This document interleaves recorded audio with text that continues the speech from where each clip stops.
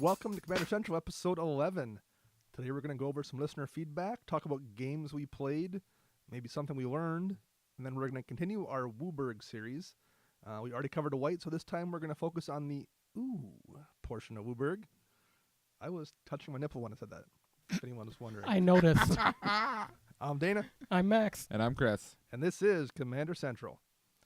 How was everyone doing this week? I'm good. I'm all checked up by the doctors. I'm ready to go for another year. Nice. For the curious, Max is like the scarecrow. He still has a heart. Yes, I do have a heart for now. I was talking with everyone at our LGS about that the other day. Because they're like, oh, where's Max? I'm like, oh, he's got a doctor's appointment and stuff like that. And they're like, oh, yeah? I'm like, yeah, you should watch the look on his face when you hand him a set of jumper cables. No way. My pacemaker does not need an overcharge. Well, I was out of town all weekend. I was, I'm not going to say where I was. I was a long ways away for work. The town I was in has a very bad ratio of teeth to face tattoos. That's always a bad sign when you see more face tattoos than teeth on people. So I'll just leave it at that. It wasn't a great experience for 3 days. That's a little sketchy. I was afraid to put Pokemon in a gym because they were going to bring back bed bugs. Didn't even want to deal with it. So I didn't even play any Pokemon Go when I was there. That's great. How about games we played this week? Anything fun? I know Chris has a story, and we'll get to that. Yeah, I'll give you guys a good story. Because I've intentionally not got any details because I wanted to hear it as we're recording. So as for games, anything cool that happened aside from the story, which we'll get to? I got Pickles locked. For those of you who don't know, that's Brine Elemental and that other stupid morph that flips and they copy, and you just can never untap. I had playing Ural at 70 life. He's sitting there, has locked out, so I'm keep playing lands, have myself in library out. He doesn't realize that I keep trying to kill myself. Well, as I'm playing Ural and I keep playing my lands, I look over and, these guys got creatures untapped. So I'm like, let's start enchanting these creatures that my opponents have to kill him off. And then I end up killing myself with myself in library. Well, I mean, at that point, what else are you to do? You might as well see if you can just get him out first. Yeah, it just still didn't quite work out. I busted out my Tal'Ren deck for the first time. Well, I played it last week too, but I hadn't been playing it because I'd lost it, as we'd mentioned. I got it back out and played a game where I managed to have out Swarm Intelligence, which copies any spell that you cast. And then at one point I imprinted Hands of Binding, whichever one untaps 2 permanents. The Cipher card? The Cipher card. Okay. So that was fantastic. I mean, first of all, Swarm Intelligence is really, really good. But being able to, because that's a cast spell, so basically I was able to cast Hands of Binding, untap 2 lands, so it copies it. So I untap 2 more things. And then when I attack, it casts it again, and Swarm Intelligence copies that cast again. So blue ramp was really, really good. In addition to like Brainstorm and then Brainstorm again. And because the deck is all cheap draw spells, so I was casting like 4 or 5 spells a turn, which made it like 10 spells a turn, each of which makes a Drake. It was a good time. At least they don't have haste. Right, that's true. But it got out of control. Like at some point, I can't even remember what I was doing with someone. Everyone's like, let's just end this because clearly everyone's like, let's check our top cards for a board wipe. And everyone's like, nope, don't have one. Let's just call it. Yeah. So that was nice to see that actually kick off. Other than that, it wasn't a whole lot exciting that happened. I left early. As did I. And Max left early. And unfortunately, we left early because we both got a text at like 11 o'clock from Chris saying, I just saw my first real table flip. Yes, I did. So on to that story. So we're sitting playing a game. It's just all peaceful in the shop. You got people laughing, loud-mouthing. Next thing you know, you hear an F-bomb drop and a table go flying. Like he literally flipped it up. He got it up onto some guy's lap and then it came back down. So it got about that far. Because the guy on the other side of the table he was a big guy. I'm guessing 6'6", 200+ pounds. So the table wasn't going much farther than him. And these are like 6-foot-long tables. Yeah, these are big tables. Yeah. So immediately you could hear a pin drop in the shop after that. So the store owner goes up to him. She's very calm about it. She just tells him straight up, that's not allowed here. I want you to pack up your stuff and leave. So then she calls over another guy to come help her clean up and everything with the kids. Come to find out, when he flipped the table, he flipped an energy drink onto someone's mono black deck. So there is Liliana the Veil that got destroyed. Foreign Liliana vests that got destroyed, quite a few other really nice cards that got destroyed. Oh, And of course, no one runs, perfect fit sleeves like we do. right. So it's just like you picked up the Liliana in the sleeve and there was just a puddle in the Oh. sleeve with it. I'm crying on the inside. That's awful. So from the story that I heard was a kid reached over to kill his Seedborn Muse and flip the card. I don't know if anyone's ever had that happen where you slide the card underneath another card and you flip it in the air. I've Yep. seen it, but yes, I know what you mean. Okay. So yeah, that gets everyone a little Sure. irked. The card was a proxy though. The It, des- Seedborn Muse was a proxy. it deserved it then. Right, right, yeah. So my guess is this has been building up throughout the day. And they were young kids too. They're like high school kids. Yes, I the think, kid is right? 19 who did Okay. it. So it must have been building up from something, and he just lost his cool and flipped it.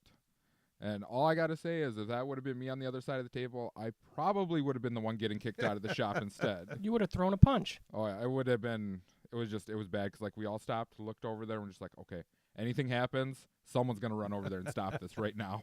So are they like banned from the shop now, or the kid who did it? I'm not sure.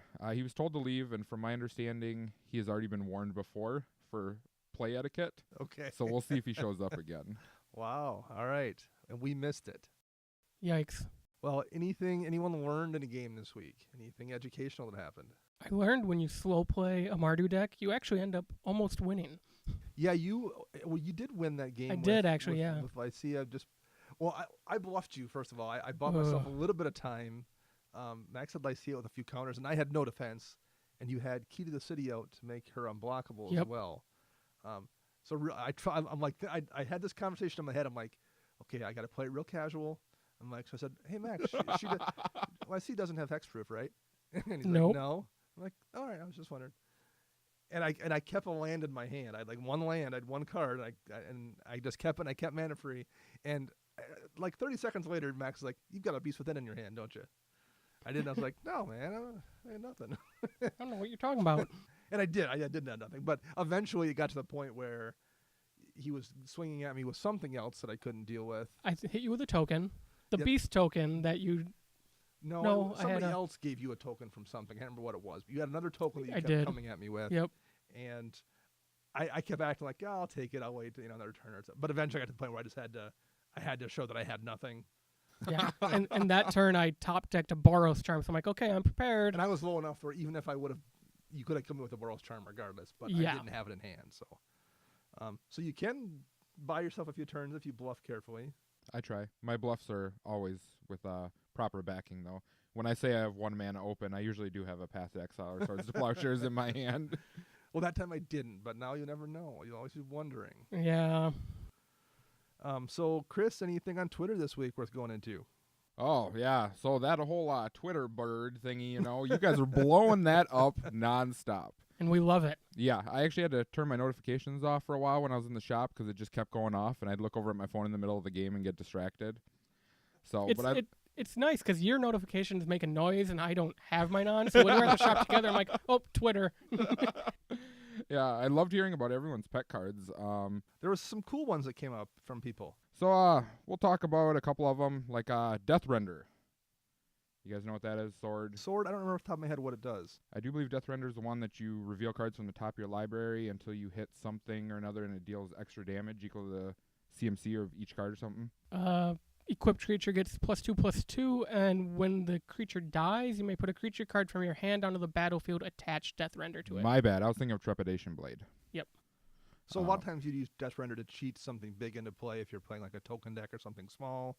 When you have a sack outlet, you can kill it and then hopefully try to cheat something large from your hand into play. Yeah, that's a really solid card. I can't say that I've seen it played. Not that it's not good. I just don't know anyone that's running it right now. Yep. Also heard about Helm of Possession. Another one. Everyone likes that one, and everyone hates that one at the same time. I like it in a token deck. It's a really good card there. I run it in my Tesa deck. Yes. And then another one that I wanted to bring up, heard from Robin Koss. I might be pronouncing this wrong, but Diligent Farmhand. Pretty much a Sakura Tribe Elder with a little bit of an upside where if you have a card called Muscle Burst in your graveyard, it counts as a Muscle Burst effect, which Muscle Burst counts the amount of them in the graveyard. It's basically a giant growth effect. I can't, and it's also just using it as a land fetch. Is pretty useful. Yeah, 1/1 for 1. You Yeah. can't go wrong with that. We also had a nice enchantment that got brought to our attention that was similar to Righteous War. Earnest Fellowship. 2 mana white enchantment. Each creature has protection from its colors. That's interesting. It's each creature, so it affects your opponents too and helps them out. Mm-hmm. But particularly, like if you're playing a 5-color deck, that would be very tempting if you're not playing auras or anything like that. Yep. Okay, your opponent gets protection from 1 or 2 colors, but your dragons or your slivers or whatever get protection from a bunch of colors. And it's a 2 mana enchantment, so it's not like you're digging deep to play it either. Yeah, I like that. That was interesting. It wouldn't do any good if you were playing like an Enchantress deck or something, because then your auras won't stick. But Right. I thought that was a cool card. I hadn't even seen it before, so I like that one a lot as well. And for anyone else who wants to reach out to us and let us know about like their pet cards or anything else that we talk about, you can reach us on Twitter at CMDR Central. Search us up on Facebook at Commander Central, or find us online at commandercentral.com. One more tweet I'm going to quick mention because it segues into the main show today. At OnlyLuluTop sent us a tweet a few weeks ago, and first of all, I respect that Twitter handle. As a former Only Morgana mid player, I can appreciate OnlyLuluTop. We exchanged a few tweets back and forth, but one comment I liked that we got from her was she pointed out that one of the things we missed in the White show was White has a strength in that it taxes a lot of stuff. So like Aura of Silence makes enchantments cost more, and Blind Obedience probably would qualify as a tax effect because your stuff comes into play tapped, or even maybe Aven Mind Sensor, where it keeps you from searching more than 4 deep. There's a few of those in White. So White has a lot of hindering effects, and we didn't mention that, and that was a good call. And that kind of segues into our show here today, because we're going to talk about the next one. We talked about White. We're going to talk about Blue. So When you reach over to your opponent and you take his tear off his cheek to add a mana to your mana pool. That is a perfect description. I like that. That's creepy. Never touch me in the shop. Caress your face gently while you're playing Magic. So early on, was considered the strongest color in Magic. The Power 9 has 6 artifacts and 3 colored cards, and all 3 colored cards are blue. That's not a coincidence. It's not a coincidence that the expensive dual lands are all blue. In EDH, so that doesn't necessarily translate. I mean, there's some really strong cards in blue. But let's talk about, first of all, the color strengths and weaknesses. So the first question that I imagine we'll all have the same answer to, what's the number one strength you think of when you think about blue in Commander? Drawing cards. Oh, interesting. So I wouldn't have thought. Okay. Chris, what do you got? This is a tough one. I really got to think about this. I would have to say the ability to draw cards. I went with counterspells. It's the first thing that came to my mind, because blue can deal with anything on the stacks. Like the first thing I think of is any problem, blue can solve it as long as it's on the stack and not in play. I can agree with that. I went more into a mindset of EDH. Because Sure. personally for me, I don't like playing a bunch of counterspells. Whereas the card draw is just wonderful in a 99 card deck. It absolutely is. Those were my top 2, were counter and draw. And I figured, you know what? One of us is going to say counter spells. So and I my said number draw. 2 one is card draw. So like we're both looking at. I got a whole list of their strengths. Well, talk about the counter spells quick. A couple of things I dug up looking through stats on EDH Rec.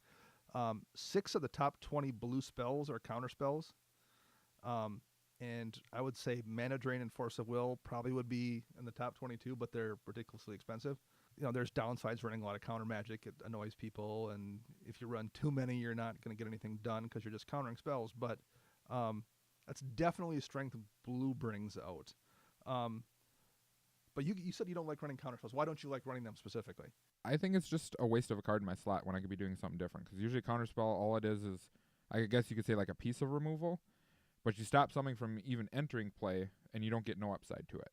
I think I don't agree necessarily, but I agree with some parts of that. The problem I think with counterspells is a lot of people are bad at counterspells.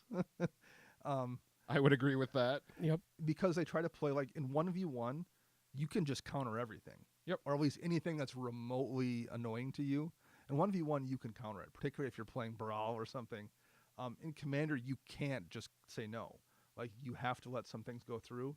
And there are so many times I've said it at tables with somebody who's playing a strong control deck, and the person to their left just gets hammered with counter spells because they're like, oh, cool, I got a counter spell. I better counter the first thing that comes down like you would in multiplayer. Yep. And then players 3 and player 4 just go crazy and play something that actually should have been countered. Yep. And the person blew their counter spells.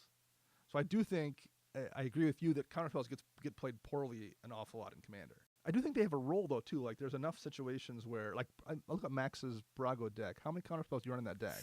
5. But when you counter something, it's something that would have screwed you. Like Yes. when your counter spell comes out, it's to save you from losing the game. Most Or of to the time, yes. Or to save you from, or to save someone from saving themselves from.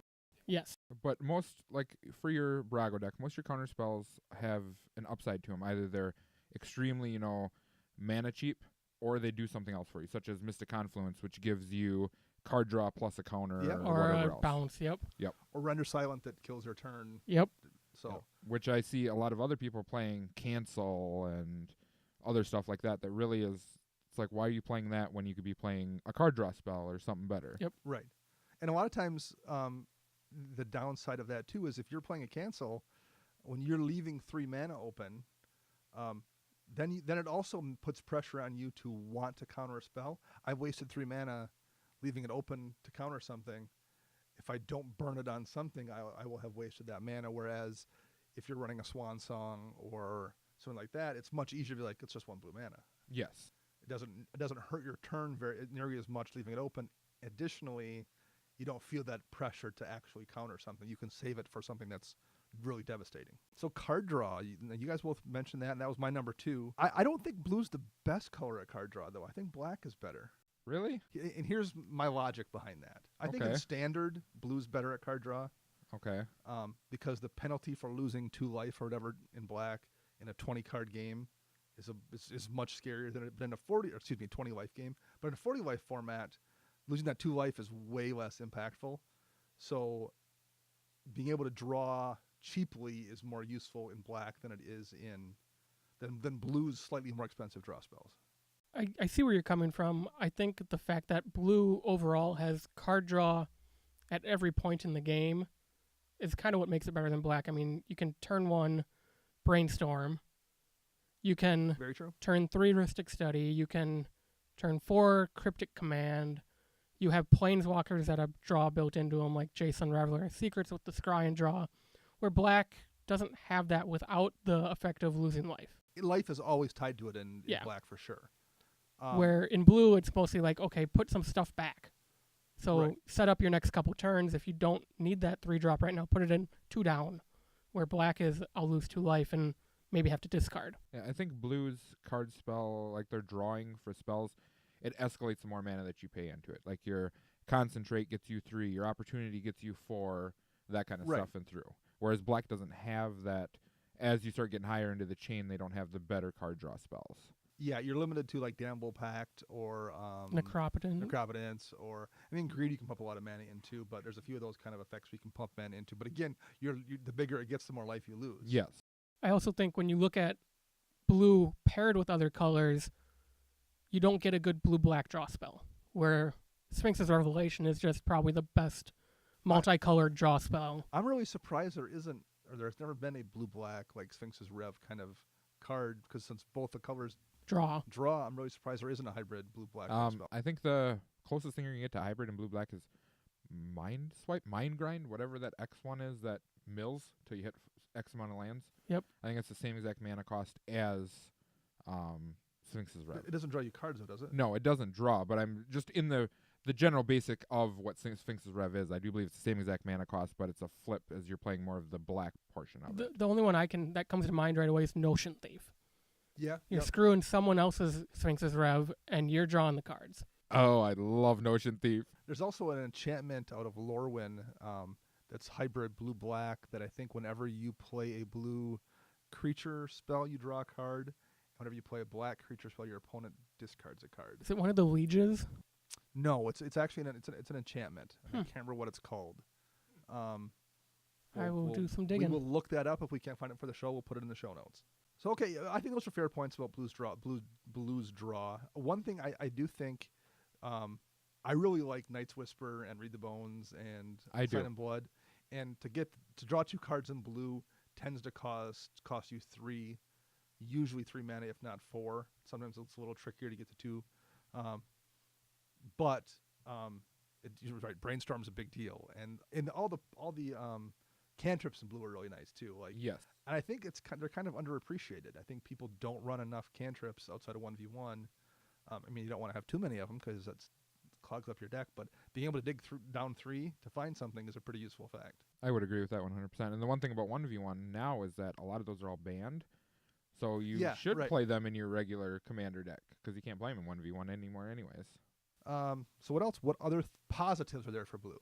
Bouncing stuff. So blue can bounce almost anything. And there's even a few land bounces. Yep. Now the downside of that, of course, is if you bounce someone's, Trestodon, Right. they're going to replay it, and that's not great. But they can temporarily, essentially, deal with any threat in play. True. I can get behind that. And there's enough times that's enough. Like there's enough situations where being able to bounce something for a turn is enough to solve you a problem. Yep. I actually this week, somebody went to hit in my Talrand deck. Our friend Justin went to, I think he cast Echoing Truth. Does that bounce? Yes, it a creature bounces. and all creatures with the same name to your hand. But I had like 12 drakes out, so I went to target one of my drakes, and I went and boomeranged it back to my hand, killing it. Yep. The token, just to make his spell fizzle, so he wouldn't, because I didn't have a counter spell in hand. So I'm like, I don't want to lose 11 drakes. I'll just bounce my crappy drake and let a spell fizzle. Yeah, those are other cards that I think are underplayed. Are cards that hit one target and then hit multiples of the same name as that target. I think Echoing Truth is a really good card. Yep. And I think does not see enough play. And then I do have that enchantment. It is Dire Undercurrents. Oh, there we go. Yep. 3 hybrid blue-black, hybrid blue-black. Whenever a blue creature comes into play under your control, you may have target player draw a card.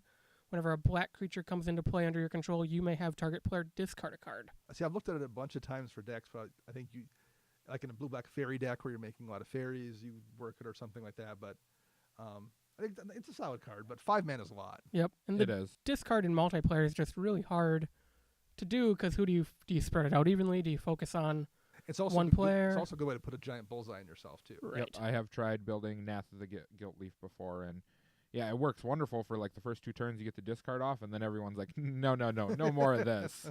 Another advantage I'll mention: blue's really good at combos. Like if you were a combo player, blue's the color you go to. Yep. Some metas that's not something that gets done, but like blue is your combo color. Yep. Another one I would bring up is they have majority of their creatures have evasion of some sort, whether it be flying, unblockable, shadow. Now, granted, shadows in other colors too, but It's primarily in blue, black. Yep. Yeah. a lot of their creatures have evasion. Yes. That's what I think blues. That's one of the things our creatures are known for, because they're tend to be not great, No. but they do tend to have flying or have some form of evasion for sure. I think blue has pretty decent combat tricks. Aetherize, Aether Spouts, Evacuation, So defensive combat. Polymorphous Jest. Yeah, Yep. defensive, definitely defensive. Although you can use things like Rift Offensively, yep. if you're swinging in. But yeah, they have really good defensive combat tricks too, and I think those don't get played enough. Aetherize and Aether Spouts are really good cards. Oh yeah. Like if they can wreck you if you're not prepared, or if like you go all in and cast your Overwhelming Stampede into your Berserk or something, and then I'm gonna use 4 mana on an Aetherize and bounce everything back to your hand. Like, ugh. Well, Or at least your thing doesn't die from the Berserk. I mean, you should just be guess, happy about right, that. I guess that's a bonus. That's true. Blue can tutor. That's a positive. It's probably the second best tutor color, I guess I would say, behind black. They're more conditional tutors. I think it would be close to white. I guess I would try to kind of lump them together because they both are conditional tutors. Blue tutors for instants and sorceries, and white tutors for artifacts and enchantments. What I think puts blue over the top of white though is the cards that let you search other players' decks, like Bribery or Acquire, for anything pretty much. Blue also has some artifact tutors. Fabricates in blue. Yep. Transmute Artifact is in blue. All the Trophy Mage, the mages, Trinket Mage, Yep. all that. There's also a few goofy older ones like Intuition that you can just tutor for. So 3 cards, and 1 goes to hand, and the other 2 go to graveyard. Yep. You also have Gifts Ungiven. Yep. All those. Although that Gifts is banned, but in Commander, but I mean it's there. I know there's another one that I always want to play, and it never makes the cut. It's a 4 mana tutor. You tutor your deck for any card. You set it off to the side in exile. An opponent may allow you to have that card If they don't, you draw 3 cards. Yeah, what is that? Well, Max can look that up while we're talking. Just because I've always wanted to play it, and I want to see what happens to the board state. See how people are like, do we give it to them or what? And then what do you tutor for? Do you tutor for a land and try to, just look at the table and be like, yeah, this is just a bomb. You better not let me have it. Give me 3 cards. And there's also long-term plans that let you tutor up any card, but it goes 3 deep. It doesn't go to the top card, but it goes down 3. that would be nice. And I run that in my Edric deck because I'll be getting to 3 this turn. Yep. That's the plan. So Max is looking that up. It is called Distant Memories. Yeah. Okay. Search your library for a card, exile it, then shuffle your library. Any opponent may have you put that card into your hand. If no player does, you draw 3 cards. And it's 4 mana. Yep. It seems like a good political card for Commander. It seems like it was built for Commander. That's true, and because it gives you the option that any player may choose to have Yes. you. Yep. So you can't just say, "Hey Bob, will you let me take this so I can board wipe?" But still, I mean, drawing 3 cards for 4 isn't terrible. No. And the opponents make the decision in turn order. Oh, nice. Yep. So priority. Yep. So okay, a little aside here. What do you do if I play that card? It's all going to depend on what's on board. And what you tutored for. Well, Because it's face up. Oh, it is. Yep. The card is Oh. exiled face up. Each Oh, it is opponent face up, will okay. know Yep. what the card is when deciding whether to put it in your hand. Oh, I hadn't thought of that part of it. The art is super sweet, though. It's Karn grabbing his head. You see Venzer and Urza, maybe? Like he's freaking out, having flashbacks. Nice. Someone has to, okay, one of us will. I will put it in my Talran deck just to try it one time. See what happens. Yeah. Because I'll try that. it's a good conditional tutor to say, well, you guys are way behind so-and-so. We could go this route, or you're going to just give me 3 cards. You can give me the Cyclonic You- Rift, or I can draw 3. Yeah, Yep. do you go balls to the wall or play it safe? I like that. All right. So how about negatives the blue has to deal with? I had another strength. Oh, bring it. Permanently taking other players' stuff. Oh, yeah, for sure. So, like your treacheries, Control magic. control magic, Bribery. All bribery. Well, I would say that, and I would say, yes, that's definitely a strength. And I will piggyback off that and say blue does things very efficiently. Grabbing Ellistorn that someone cast for is it 7 mana with a 4 mana control magic is a really good play. Yes. Or counterspelling someone's Decree of Pain with your 2 mana counterspell Yep. is a really efficient play. And in my opinion, I would rather play the blue steal spells over the red stuff because all the red stuff you give it back. Right. Or the blue, you keep it until they destroy that control magic or that treachery. Yep. The only upside to the red is that it gives it haste, so you do have the option of Yep. swinging immediately with it too. But if you're using your head, and there's no homeward path in play, a bribery is going to get you a great target. If you know the people you're playing, if you played their deck once or twice, or played against it once or twice, or even just use your head and like, oh, that's a Mimeoplasm deck, there's going to be gross Reanimator stuff in there, or this person's playing an Eldrazi deck, there's definitely going to be something terrible in there. I mean, if you use your head, a bribery is almost always going to be a really, really good spell to cast. Or like the one person that we play who always briberies for your Soul Ring out of your deck for some ungodly reason. I don't understand why. Ramp. All right, so let's talk about some negatives in blue. What do you think of when you think of blue's downsides? What do you think of, Dana? Let us know. I think of it can't deal with things once they've occurred for the most part. So once that Ellistorn is in play or the doubling season's in play, There's no murder. There's no disenchant. You have to have your mana free to do it. So I don't think that's necessarily it definitely is more skill intensive. It's very easy to sit there and hold that other end and be like, if anything bad happens, I'll destroy it with this other end. Yep. Whereas you have to have a plan, like, man, okay, I need to keep mana free for this counterspell, and I have to decide on the stack. I can't wait to see if something worse gets played before it's my turn. I have to decide before it hits the field. So I think it's much more skill intensive too. What do you guys got? Creatures. Blue's creatures are not great. No, they're traditionally. mostly high-costed with not great effects on them. I looked up on EDH Rec. Among the most popular creatures, the first blue creature that shows up is Prime Speaker Sagana, which is the 17th most popular creature. So you go 17 deep And before she's you not find. even blue. And she's not even mono blue. green. The first mono blue creature, and even this is kind of a cheat, is Phyrexian Metamorph at 20. Okay. And that's kind of a cheat because it's a hybrid Phyrexian mana. Yep. But I mean, well, it's a mono blue creature. But And the Yeah. next one after that is Clever Impersonator. yeah. which is again is probably is a it's not a creature. It's I mean it's a creature, but like Right. It's anything. it's a it wants to be. utility. It's a utility spell essentially. So for me, the number one negative of blue, and this is me personally, is that it is public enemy number one. Oh, When I a mono hadn't blue deck thought of sits that. Yeah, down that's at a the great table, it is point. public enemy number one. No, I think that's for sure. I hadn't thought of that, but yeah, definitely. Blue has a reputation that precedes it. Do you consider that as mono blue or any combination with blue? Mono blue. Okay. Now, combinations of blue depends on the general, I guess, when I see it. Like, if you're playing against Prime Speaker Zagani, you're just kind of like, okay, he's going to play some, 1/1 counters or big creatures and get Zagana and draw a whole bunch of cards. Now, if you sit down and Brawl sitting across from you, you're just like, okay, yep, you're done first. Ignore everybody else. Or Gingertaxis? Oh, don't even get me started on that card.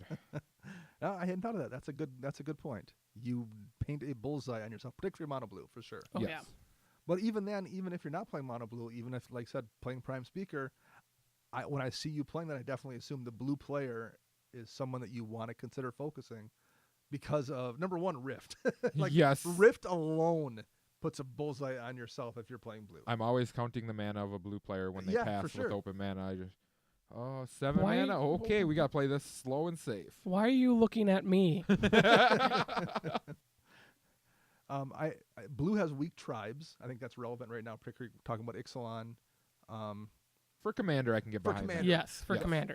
But Merfolk is the 16th most popular tribe overall on EDH Rec. Can you guess what the next? We'll say guess any of the tribes in the next 5 most popular for blue, or next 4 most popular in blue. Fairies. Fairies are third at 208. Artificer? No artificers. Tribes. Wizards. Wizards is second. What would be the number one tribe then? Spirits. Merfolk was number 1. Oh, Merfolk was Merfolk number was one. one.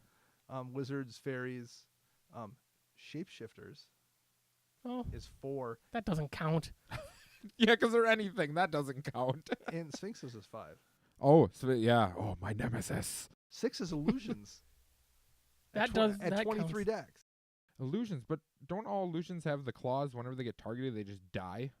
Most of them do. I don't know if all of them do, but Okay. and there could be some weird. Like I don't know how accurately EDH Rec classifies a deck as being tribal. Like I think I think the thing that goes through and scans a deck says, okay, if you have X amount of these cards, it's considered a tribal deck. Okay. And you might not intentionally make it. You might just happen to have a bunch of illusions in your deck because I don't know what reason, but so I don't know if that's like the shapeshifter deck. I doubt that those 149 decks are all shapeshifter deck. It's probably some kind of a control counterspell combo deck that happens to be running 3 or 4 shapeshifters because They're only creatures, probably, because too. it's Clever Impersonator and it's Yep. Phyrexian Metamorph and it's something else. So There are 81 illusions. Oh, wow. I was surprised there were that many. Yeah, I was not expecting that. because a lot of them are goofy things like fish illusion and things that you don't think of as being illusions, but they are. Let's see. Blue doesn't have much ramp. No. I mean, you have for an artifact ramp, which I guess it's similar to white in that regard, but there's nothing really native in blue. Black and red both have rituals they can always cast, but there's Yep. nothing really in blue to get you there aside from artifacts. Yep. Or if you go into a land base such as, was that scrying sheets or something like that will allow you to Yeah. put snow lands in, or the other Terrain generator terrain and stuff generator, like that. something like that. The other one I've written down here for problems is no board wipes. Unless you're going to run a colorless board wipe like Nev Disc or something. But like in blue, your only board wipes are mass bounce. So Rift and Evacuation and stuff. But like you can't just clear the board and have that stuff be dead and gone. I think that plays though into Blue's strategy of okay, I'll get it all back to your hand, draw a ton of cards, and then when you go to play that Consecrated Sphinx again, I'm just going to counter it Right. because now I have 27 cards in my hand and I can do Yep. whatever I want. Yeah. The other downside I see to blue is they have very little graveyard usage. Now, for you guys who know me, I love playing with my graveyard. Yep. There are a few flashback cards and a few cards that return spells, but not as much as other colors have. There's also not a lot of diversity among keywords for blue. Flying Hexproof, Scry, and Prowess are their 4 main ones.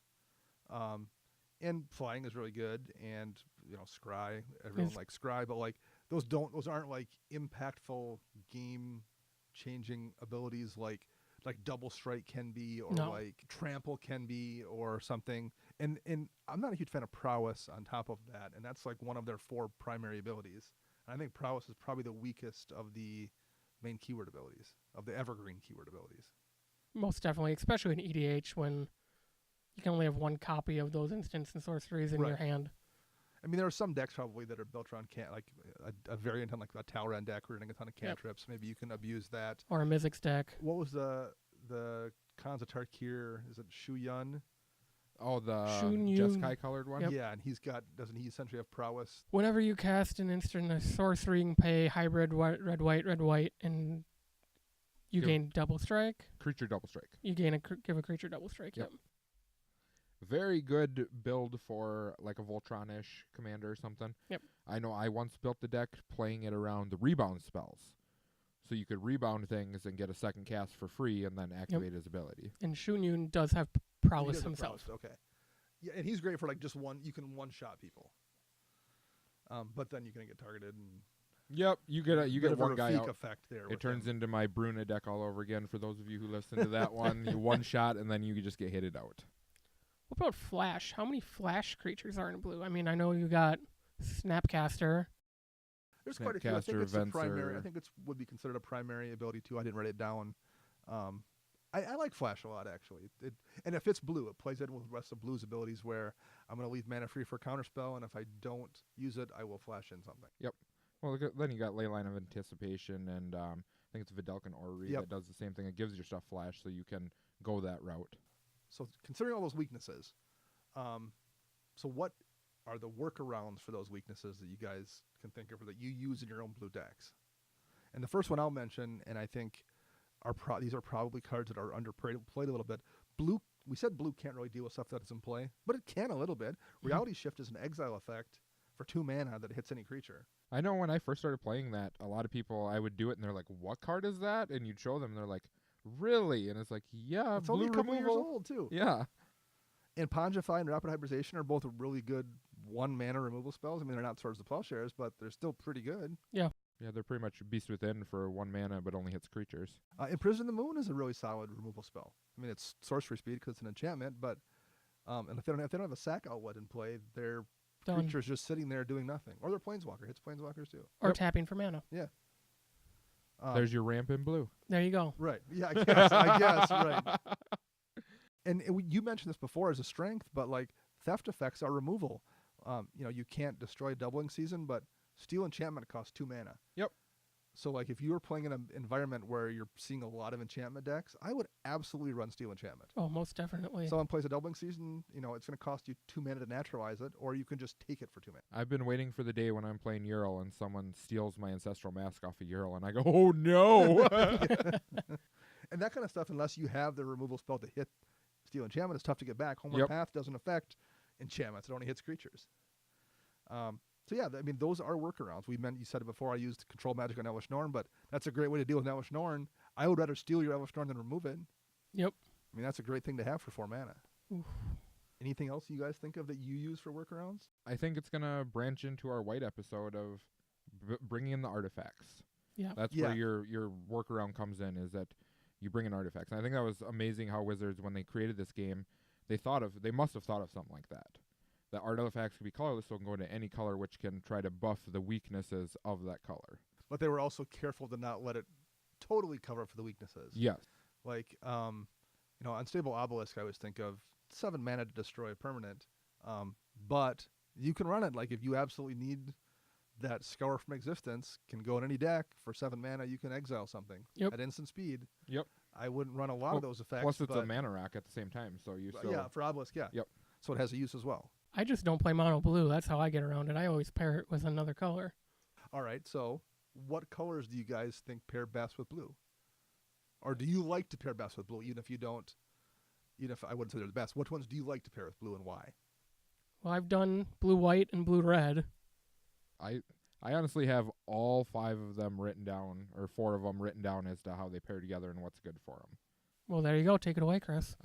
So I think, honestly, white is the #1 best pairing color for blue. Blue makes up for white's disadvantages of card draw, and white makes up for its disadvantages in removal. Yep. both our creatures are kind of lacking, I guess you could say, whereas I'd rather have green creatures, which then you can branch into 3 colors. And then we go into my realm of specialization of 3-color decks.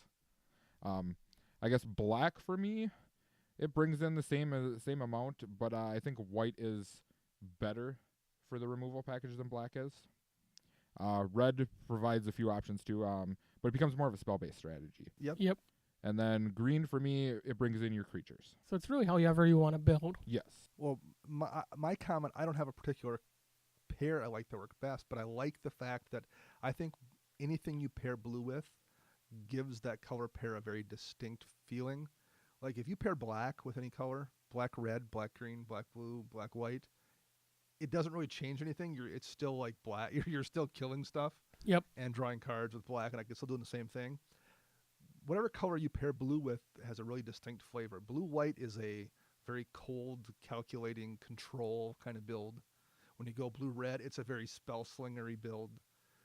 Blue-black kind of takes a really manipulative, Millish type way. Like I think the guilds in Ravnica, particularly all the blue guilds in Ravnica have a real distinct, different feel from one another, and it reflects how those colors tend to play. Blue-green tends to be very countery and with counters on creatures. Yep, +1/+1. A lot of manipulation of creatures and stuff like that. So I really think that's cool that blue takes a unique feeling when you pair it with something. And that's not true of every other color.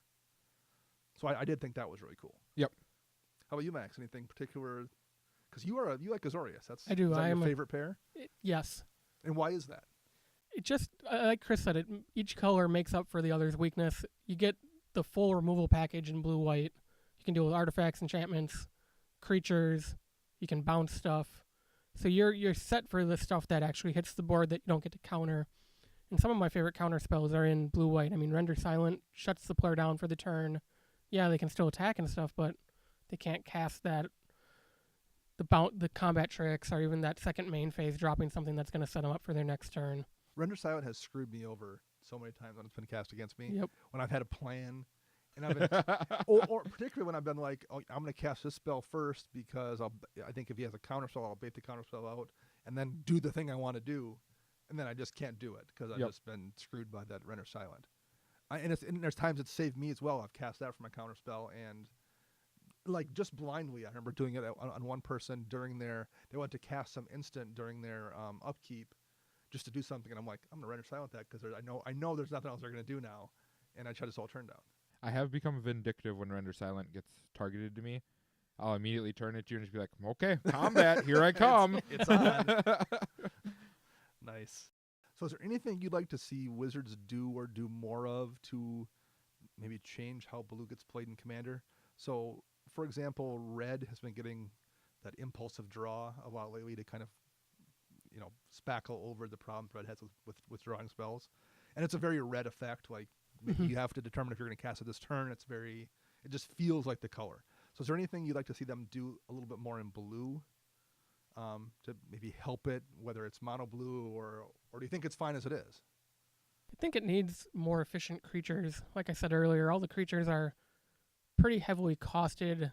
For the good one. For the really good ones, but even like the smaller creatures that you need on turn 1 and 2 are either vanilla or something like unblockable, which, is fine getting a point of damage through, but they need something like... Edric decks love it. But outside that, right. No, I know what you mean. I mean, in my Brago deck, I don't have a turn 2 blue creature. I have a turn 2 white creature, but I don't have a turn 2 blue creature. I mean, I think the best low-costed creature in that deck is Muldrifter at 5. In blue? In my Brago deck. Okay, in yours. Okay.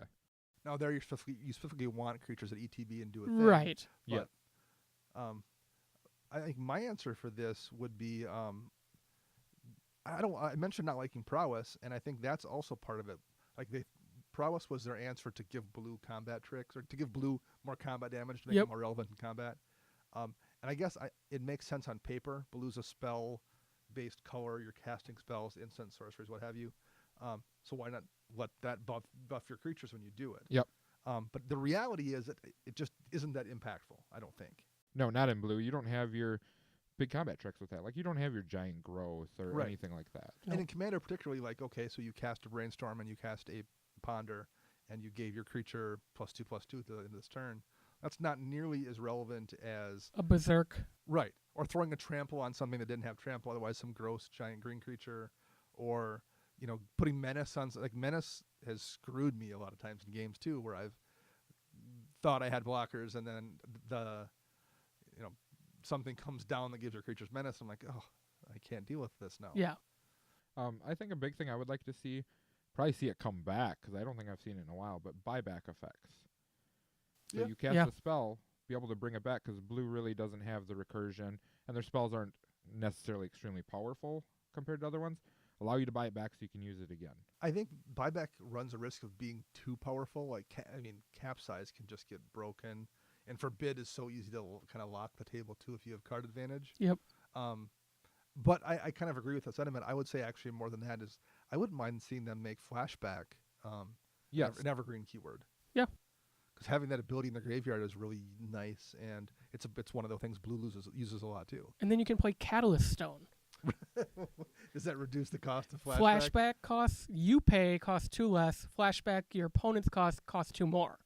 Nice. There you go. So you that's your deep spec. You've been Yep. specking on I've been Catalyst. specking on Catalyst Stone. Another thing, I would like to see more interesting mono blue planeswalkers. And I'm not just saying that because I don't like Jace, but all of them You either. do. Just admit it, Yeah, because I do hate Jace. Well, there really is, but there's Jace, there's the one Venzer, and there's the one Tameo, right? And a Tezzeret. And a Tezzeret. Yep. And a Teferi. Oh yeah, for what But Teferi. they- forgets about Teferi. They all do pretty much the same thing. They either draw, bounce, or tutor, or tap something. Like, why don't we give something, let you, replicate a spell in your hand? I know that's more red, but why not let blue start copying spells? Jace has to get smart enough to do that eventually. Or give your creatures unblockable. Like, Right. a planeswalker comes in, we'll say 4 loyalty counters.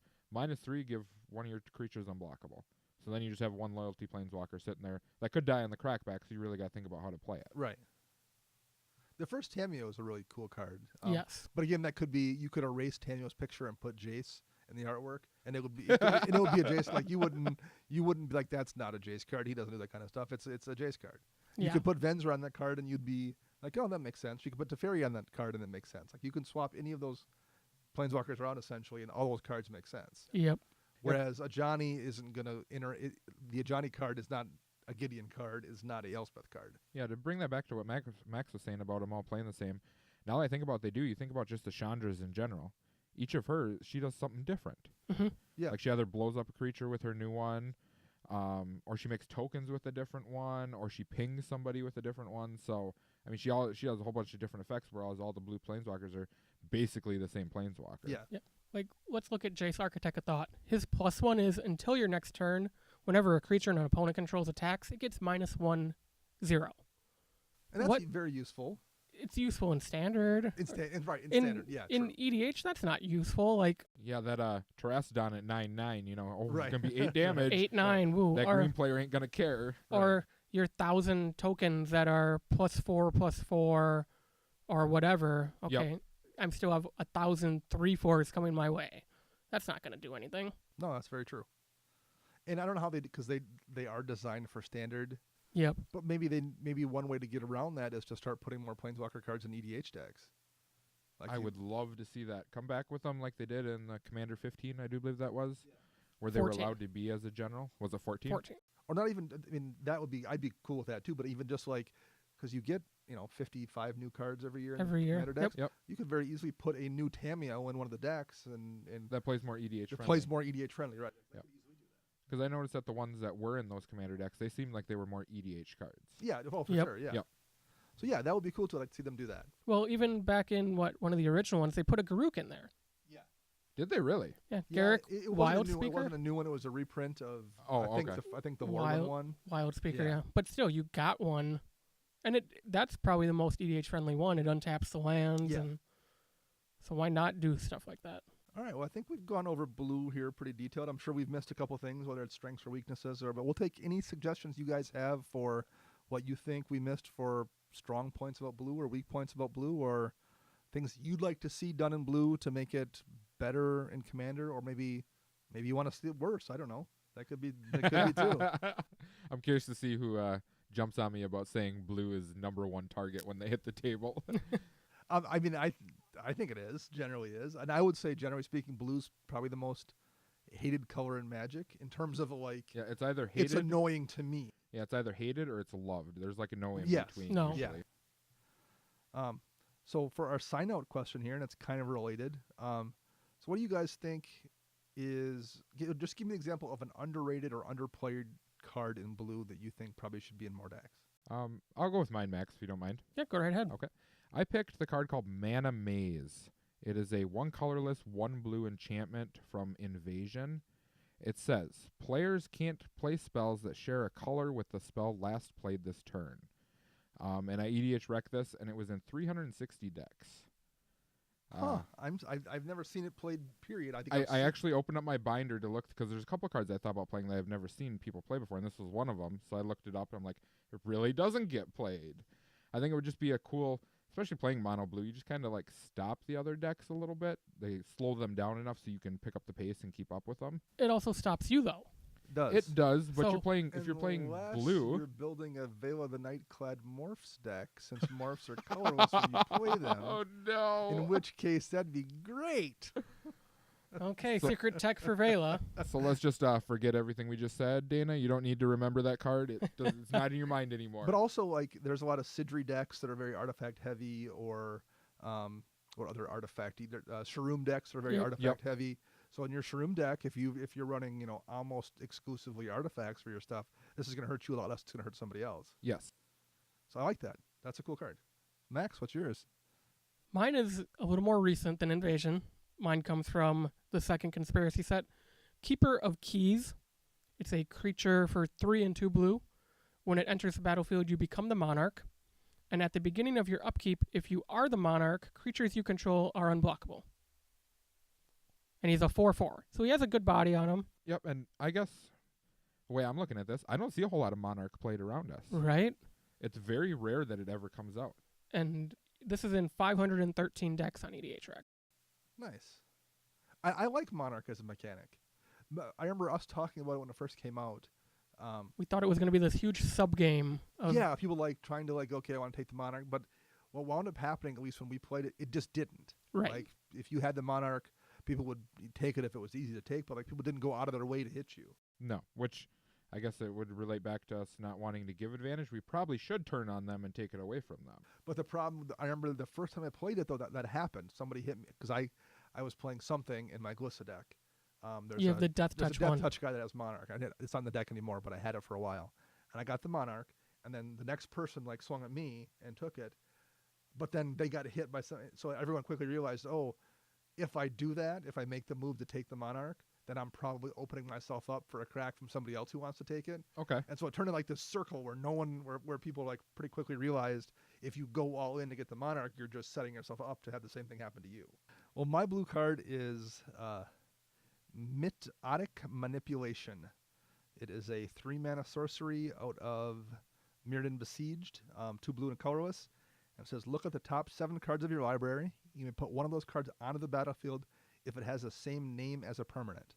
Put the rest on put the rest on the bottom of your library in any order. So in mono blue, if you cast this, odds are very high that the top 7 cards of your library is an island. Yep. You would hope. Of which you Yep. probably already have in play since you're playing mono blue. So I ran it for quite a while in my Talran deck, and it's not in there right now.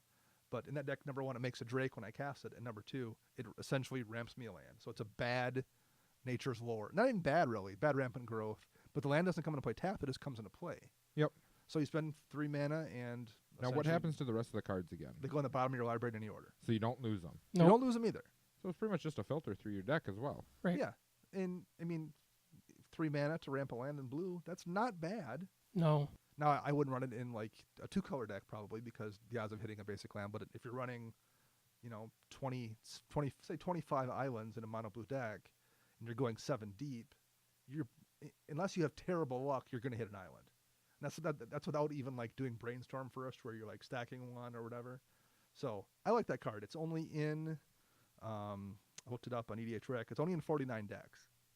I think it should be in more mono blue decks than that. I could get behind it for mono blue. I mean, you said sorcery speed? Sorcery speed, it's 3 mana, but most of the green ramp spells are are sorcery speed too. And they're still only, well, technically they net you 2 cards, but they're still only netting you 1 Right. overall because Yep. 1 comes into play. I mean, and it's not one as goes to good. your hand. It's not as good as Kadama's Reach, but it's blue, Yes. not green. So Yep. like in blue, I think that's a decent effect.